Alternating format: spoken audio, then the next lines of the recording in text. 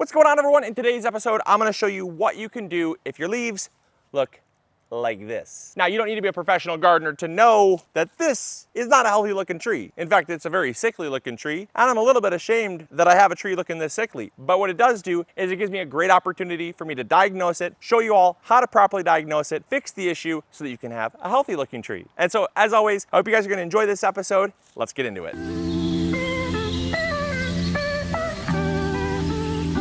So we're here with a Superior Plum, and I gotta say, this tree has definitely had better years. It is really suffering. Now, the great thing is the fact that I already know what's going on with it, and it's gonna be a really easy fix. But I wanted to show you all how to properly diagnose your trees or even your plants. Other vegetables and stuff in the garden can also have this going on. It's very easy to diagnose, and it's very easy to correct. So what we're first gonna look at is the leaf structure. You'll notice it's really bunched up. It's not producing a lot of new lateral growth. The lateral growth is like an inch apart. That's a problem because what's gonna happen is as those leaves start to form, it's gonna be very restricted for airflow. And we're gonna have issues with things like pests as well as leaf diseases like powdery mildew. So that's one issue, but it's also got a really weird color. The leaves are nice and dark in the veins and yellow on the exterior. That is what's known as leaf chlorosis. And leaf chlorosis, it basically happens from one deficiency, and that is iron. Now on this healthy Superior Plum, you'll notice no leaf chlorosis. The leaves are nice and green, light green because it's new growth, but they're nice and green. They're not yellow and green. It's not chlorotic at all. And the leaves are so much larger. Just like compare. Right? Compare. Look at the leaves. So much larger and way better spacing on the leaves, meaning that it actually is growing at a proportionate rate what it should be growing at. And obviously, every tree is going to look a little bit different. Certain growth is going to be maybe more red in color. Don't freak out if that's supposed to be. Like in the case of plums, new growth is a little pinky and red. It's not a problem, right? That's healthy. This one, not healthy. And so what we need to do is we need to actually diagnose what's going on with this because it can be very, very simple, but if left unchecked, undiagnosed, you're never gonna get any fruit. The tree is always gonna be stressed, meaning it's always gonna be more likely to get disease and pests, and it's gonna be taking up space in your garden when otherwise you could have a healthy fruiting tree that's gonna be providing tons of food for your family. So let's check it out. Let's get this, now that we already know what the problem is, it's an iron deficiency, let's figure out why there's an iron deficiency in the first place. All right, so like any good mechanic, we're gonna go underneath the hood, and in our case, underneath the canopy, to try to figure this out. So like any healthy plant, it starts with healthy soil, and we need to make sure that the soil can sustain a healthy plant. Now, all plants like a different pH.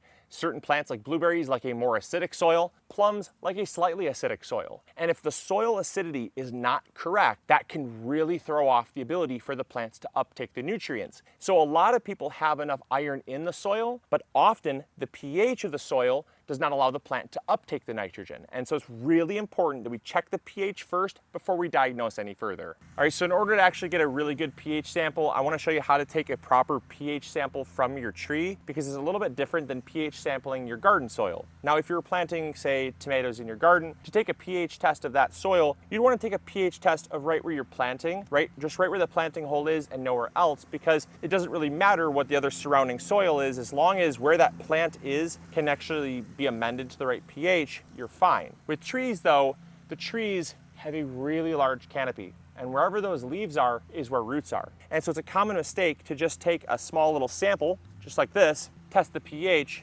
and call it good. What you need to do is take 3 samples from varying distances away from the trunk, and that's going to give you the best sample size and best result across that whole distance. And so we're going to take a sample at about 8 to 10 inches away, a sample right about the midpoint, maybe about 2.5 feet away, 3 feet away, and then at the furthest point where the leaves are, roughly about 4.5 feet away. And that way we have 3 samples that are gonna give us a good average that's gonna kind of even out any highs and lows that we're gonna find, because the pH is gonna vary throughout this whole area here. The pH closest to the tree might be ideal, but the pH furthest away from the tree might be horrible. And that can actually be contributing to why the tree grew great in the beginning, and as the roots move out, it moves into an area that's not ideal, and you start to have those issues. So you really wanna make sure you test your pH properly, and if you do that, it's gonna give you better results, more accurate results, and it's gonna give you a way better diagnosis as to how to properly treat what's going on with your tree. All right, so once you take your 3 different soil samples, you throw them into a mason jar. I like to do a little quart mason jar, is totally fine. Fill it the rest of the way up with water.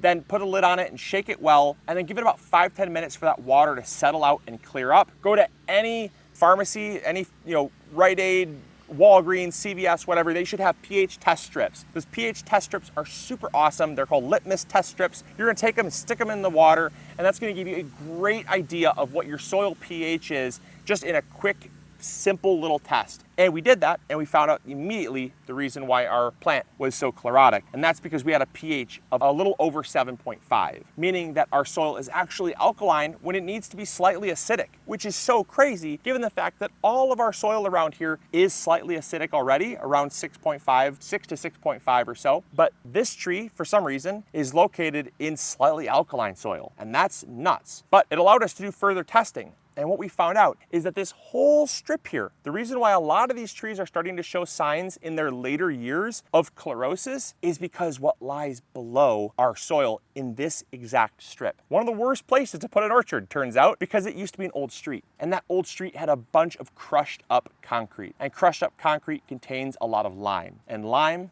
if you don't already know, is very alkaline. And so the problem is that we are essentially fighting a very alkaline environment because of what used to be here over 50 years ago. This used to be an alleyway. In between our house and our neighbor's house, they had a half street. And so that half street was then destroyed. They filled it in with dirt. And so these trees, when they were first growing, showed no signs whatsoever of any problems until the roots tapped down further into that old crushed up concrete. Things you learn. So what are we gonna do about it? Simple. We're gonna use one thing, and that's called iron sulfate. Iron sulfate is a really great way to amend not only the iron, but also the pH. Now, in your case, you might just need some iron. In that case, you're gonna look for what's called chelated iron. Chelated iron is basically an iron that is plant available and ready to go into these plants. Now, we are going to be using iron sulfate because we have a pH problem as well. A lot of you probably have a pH problem because iron is a trace mineral. It's rarely deficient. If it is deficient, you're gonna know about it, but the pH,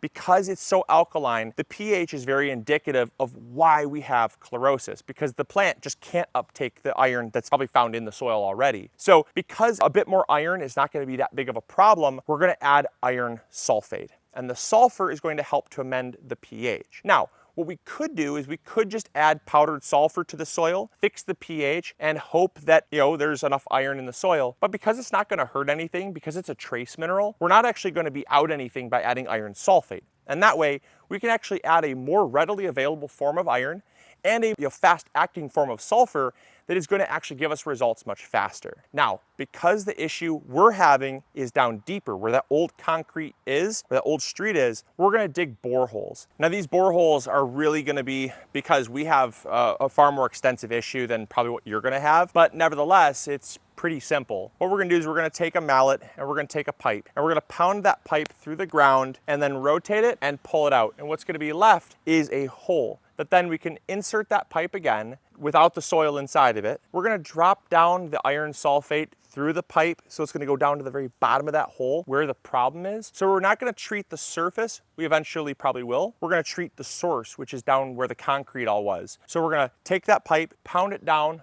about 1 to 2 feet down where the roots are, and then we're gonna pull it up, take the soil out, drop the iron sulfate down in an empty pipe to get down to the bottom of the hole. We're gonna then cover those holes back up and water it in well so that that iron sulfate can actually start to work, and then I assume that should fix our problem. Again, every case is gonna be different. Your case will not be exactly the same as mine. Again, this was just the craziest bout of bad luck I think we could have possibly stumbled across, which is planting our orchard right over top of an old street. Not great on my part, but nevertheless, it just goes to show that nothing's perfect in gardening. We're always learning, we're always adapting to what we're dealt with. And so I'm really excited. Overall, the trees are still very healthy. I mean, this is not a huge setback. As you can see, the size is great. They're still loving life, but what we're gonna do is just kind of help them to love life a little bit more. And also, once they're not stressed, then they're actually gonna start fruiting. They're gonna fruit better, they're gonna flower better, they're gonna be less prone to disease, less prone to pest issues, and things are just gonna overall be a whole lot healthier. So that is what we're gonna do. And honestly, that is really all you have to do if you have leaves that look like this. So I hope you guys enjoyed. Hopefully y'all learned something new. If you did, make sure to hit a big green thumbs up. Subscribe if you haven't already. And as always, this is Luke from the MIgardener channel, reminding you to grow bigger. Take care. Bye. Hey, thank you so much for watching today's video. I really appreciate it. If you enjoyed, consider checking this one out. You'll probably enjoy it just as much. I want to thank you so much for your viewership, because without it, this channel would not be as amazing as it is. If you haven't subscribed yet, it's free. Consider doing that. We upload every Monday, Wednesday, and Friday, rain or shine. And if you need any garden tools, supplies, or seeds, check out MIgardener.com. We got you covered. See you guys in the garden. Bye.